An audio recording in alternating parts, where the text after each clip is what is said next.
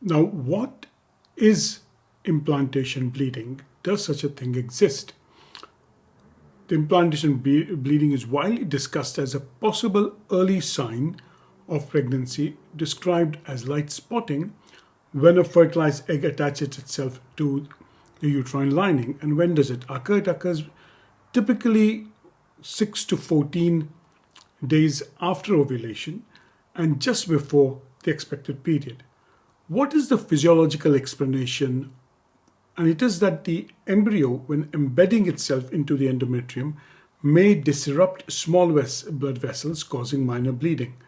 This bleeding is usually lighter than a period. It's pink or brown in color and usually lasts between 1 day to 2 days. And often what happens is if you're tried for a pregnancy, it may sometimes represent, and you may think it's an implantation window that is bleeding. However, if you look at research, the existence of implantation bleeding as a distinct scientific possibility is hotly debated. Many scientific resources and health resources do suggest that it may be a real and a harmless sign of early pregnancy, but only a quarter of women report experiencing it. A majority of early pregnancy bleeding is unrelated to implantation and caused due to hormonal changes, cervical irritation, or just benign spotting.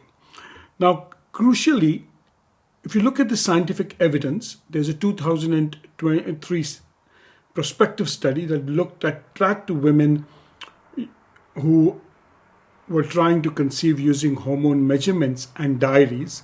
And the study found that early pregnancy, or rather bleeding around time of implantation, rarely coincided with the time of implantation and was more likely to occur afterwards. The authors concluded that they did not support the hypothesis of implantation bleeding itself. Now, other medical reviewers have also agreed with this finding that possibly there may not be such thing as implantation bleeding. It's often due to some unknown cause or a light period. In summary, what we would suggest is that though implantation bleeding is commonly believed to be a sign of early pregnancy, it does not fit into a plausible biological evidence, and the mechanism of understanding it is lacking.